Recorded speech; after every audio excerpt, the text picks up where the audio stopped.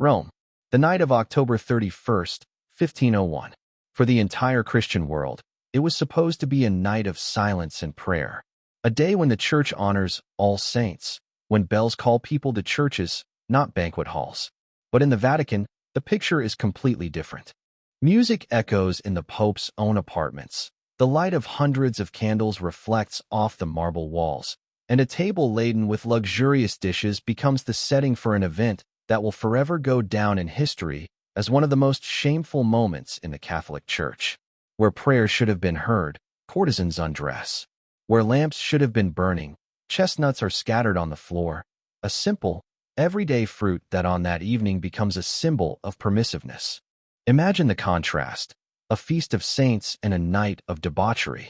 How far can power go when the sacred is just a backdrop?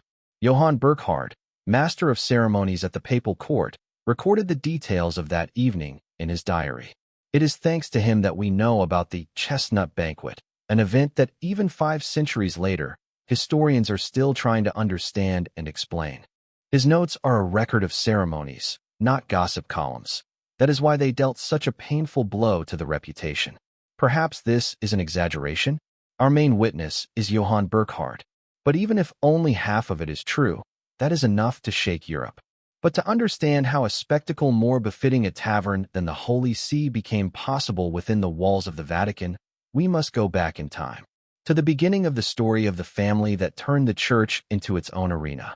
To understand Pope Alexander VI, we must start with a boy named Rodrigo Lanzal, born in Spain in 1431. His fate was sealed even before he first set foot in a church. He had an uncle who became Pope, Calixtus III. It was thanks to this family connection that Rodrigo got what an ordinary priest from provincial Hadaba would never have had. He arrived in Rome as a young man and immediately understood that the main thing here was not holiness, but the ability to survive. Amidst the magnificent cathedrals and processions, a completely different game was being played, the game of power. And Rodrigo quickly became a master at it.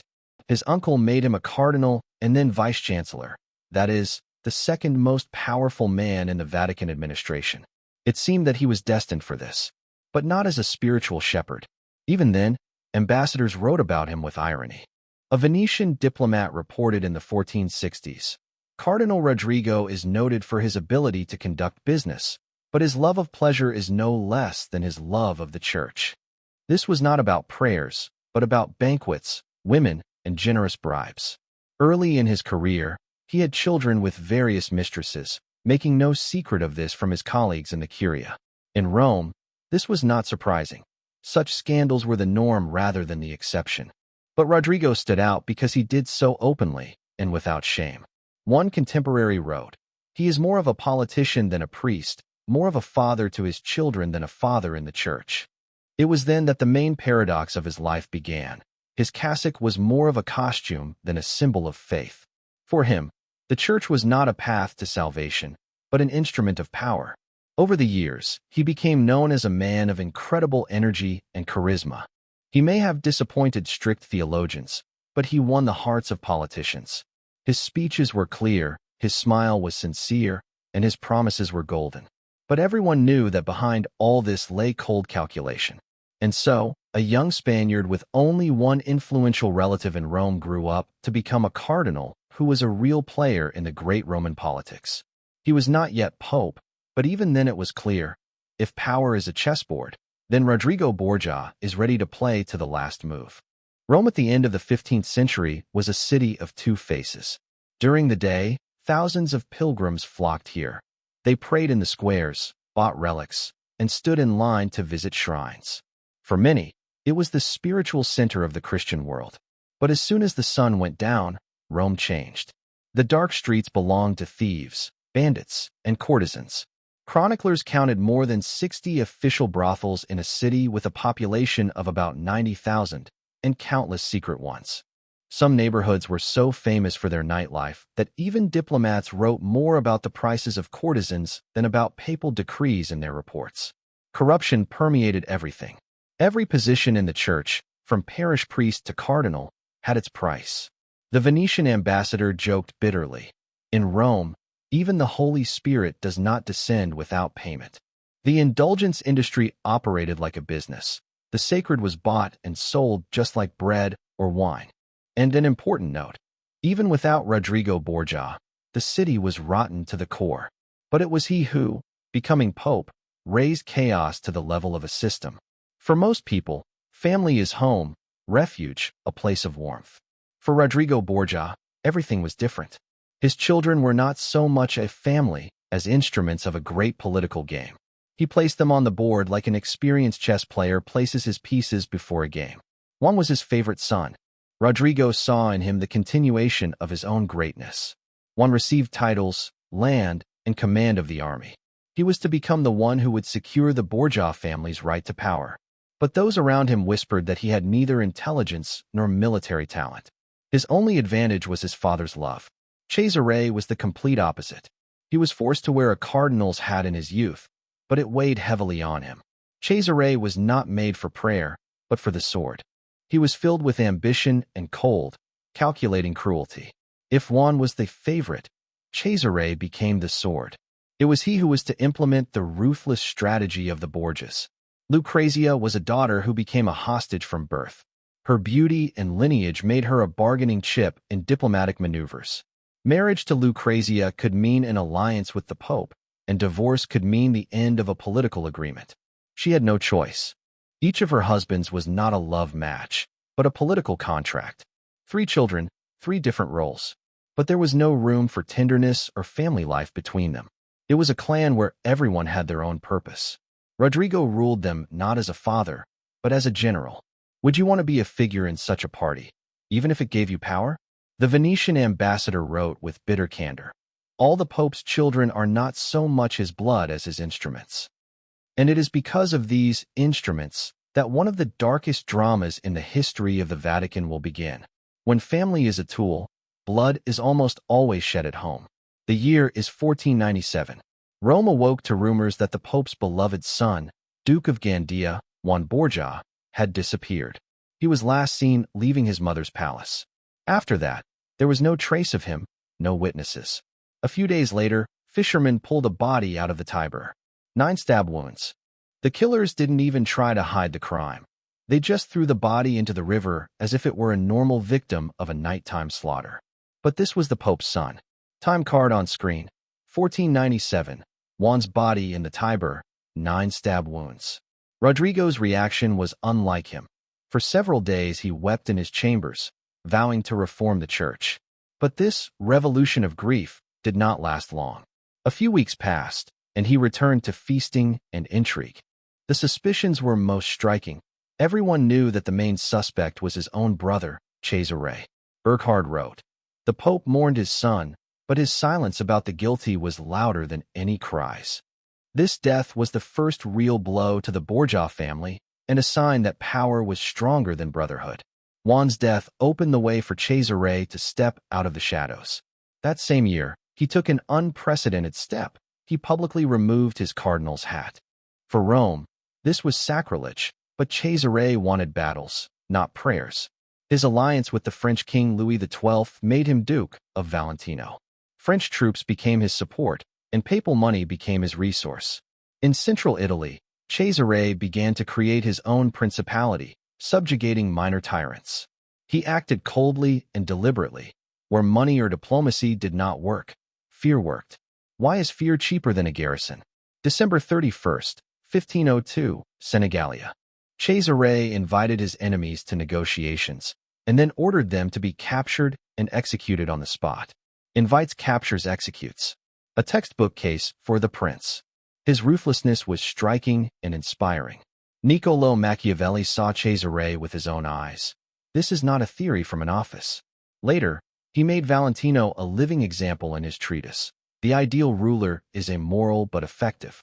The irony is that the church was supposed to educate pastors of souls, but instead gave Europe a prototype of political cynicism for all time. 1500, Jubilee Rome, a grand event that was supposed to be a celebration of faith. Hundreds of thousands of pilgrims from all over Europe sang psalms, knelt before shrines, confessed, and waited for their sins to be forgiven. For the church, it was a golden age in the truest sense of the word. Donations and indulgences filled the coffers, and merchants and innkeepers grew rich off the pilgrims. But once you turned off the main streets, a different picture emerged. At the same time that thousands were praying, the Borgia apartments were resplendent with tapestries, wine, and music. Johann Burckhardt noted ironically, while the pilgrims were confessing, other sins were being confessed in the palace. For the Borgias, luxury was not a weakness but a demonstration of power. If you can live like a monarch, then you are a monarch, even in a cassock. And it was in this atmosphere, not of chance, but of systematic luxury, that the legend of the banquet was born. Autumn 1501. The Vatican was at the height of the Borgia's power. Cesare returned victorious from his campaigns, and Rodrigo, now Pope Alexander VI, felt himself to be both a spiritual and secular ruler. The atmosphere in the family was imbued with a sense of invincibility.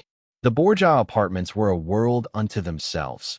Pinturicchio's frescoes combined biblical scenes with ancient gods, and banquets brought together cardinals, diplomats, and courtesans. One idea prevailed here. We can do anything. Johann Burckhardt would later write. In those days, there was such a lightness in the Vatican that it was as if all laws had ceased to exist. The main source of information about the future scandal is his Liber Notarum. The accuracy of the details is still a matter of debate. And it was from this sense of permissiveness that one of the most scandalous episodes in the history of the Church was born. The evening began as usual.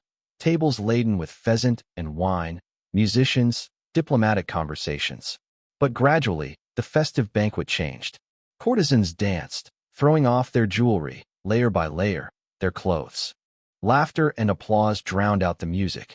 And then came the moment that turned this evening into a legend. Chestnuts were scattered on the floor.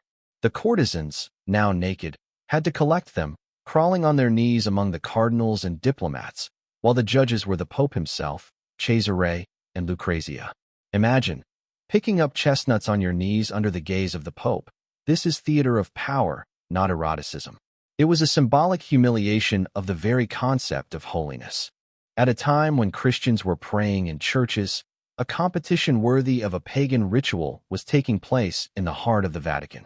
Burckhardt noted, the prizes, silk dresses and jewelry, were presented by the Holy Father himself.